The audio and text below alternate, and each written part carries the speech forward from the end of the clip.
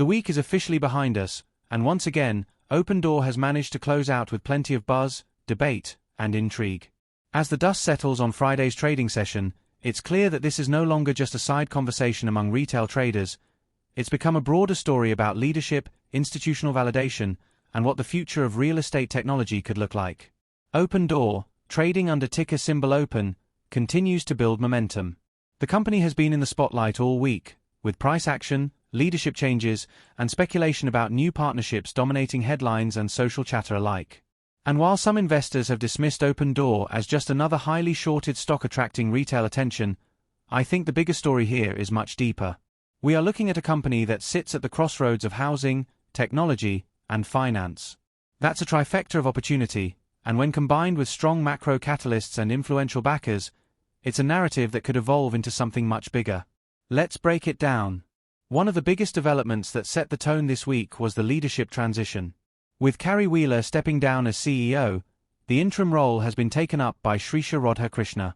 For many companies, leadership shakeups can cause uncertainty and instability, but in Opendoor's case, the move is actually being framed as an opportunity.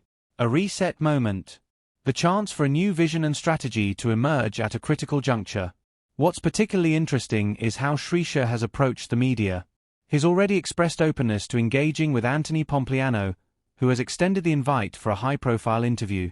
Now, it's not locked in just yet. Shrisha has indicated he'd be happy to participate but needs to check his schedule. Still, even that willingness suggests a more outward-facing, communicative leadership approach than what we might have seen before. If that interview happens, it could be a pivotal moment in shaping retail and institutional perceptions of the company heading into the next quarter. But leadership alone isn't the story. This week also brought renewed attention to institutional interest in Opendoor. Legendary investor Paul Tudor Jones was recently revealed to have a stake, and that's not just a casual detail. When someone of Jones's stature places capital into a name, it sends a signal. Institutional players, particularly those with Jones's track record, don't typically buy into a pure meme. They look for asymmetric opportunities, plays where risk is defined but the upside potential is explosive. In other words, Opendoor is attracting smart money for a reason. And Jones isn't the only one pointing to the upside. Eric Jackson has been perhaps the most vocal bull on Opendoor, reiterating not just near-term targets like $10, but also making bolder long-term statements. Recently, he's even suggested that the stock could eventually climb as high as $100. Now, let's be clear, that's a moonshot scenario, and even Jackson would likely admit it.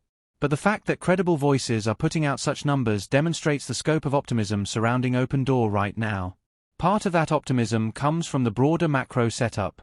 Rate cuts are increasingly seen as a near-term likelihood, with September being circled as a possible start point. For a company like Opendoor, which thrives on housing market activity, lower borrowing costs would be a significant tailwind. Buyers on the sidelines suddenly have access to cheaper credit, sellers see more liquidity, and transaction volume picks up.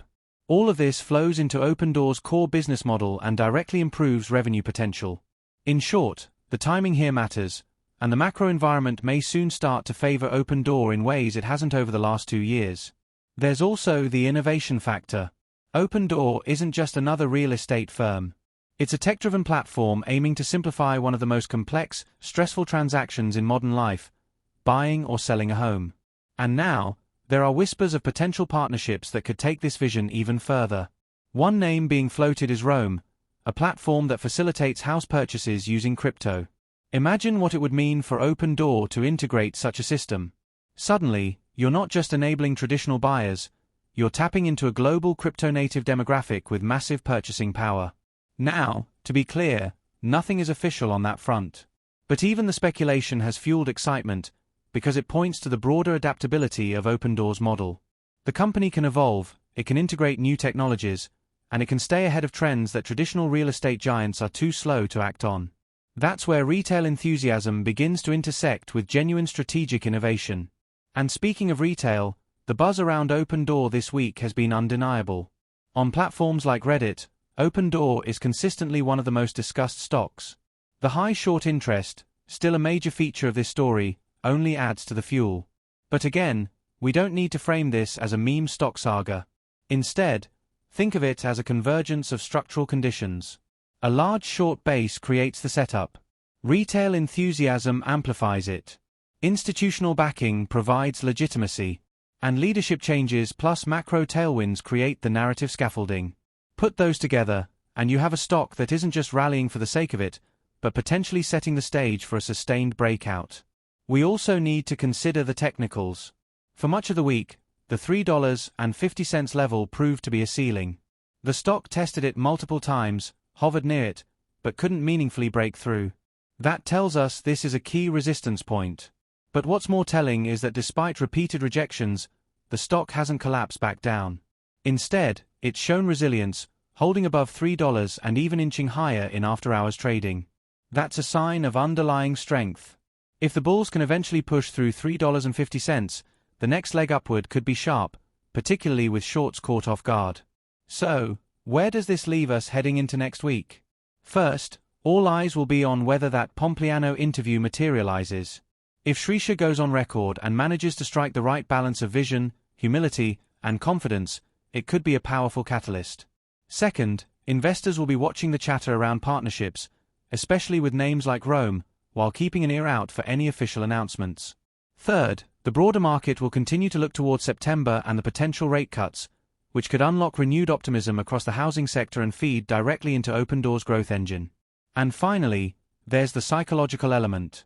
Stocks like Opendoor often trade on perception as much as fundamentals. Right now, perception is shifting. Retail traders see opportunity. Institutions are quietly validating it.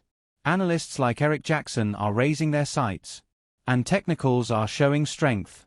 That's a potent combination, and one that could set the stage for a breakout well beyond where we are today. To wrap this up, Opendoor isn't just a stock that retail traders are trying to pump. It's not just about shorts covering. And it's not just about speculative chatter. This is a company that's undergoing a leadership reset, attracting institutional validation, and standing to benefit from favorable macro conditions.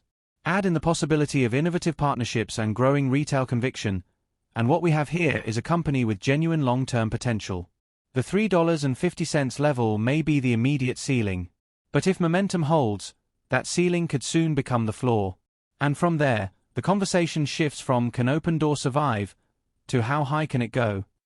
As Eric Jackson says, whether it's $10, $20, or even higher down the road, the future of Opendoor is shaping up to be a story worth watching very closely.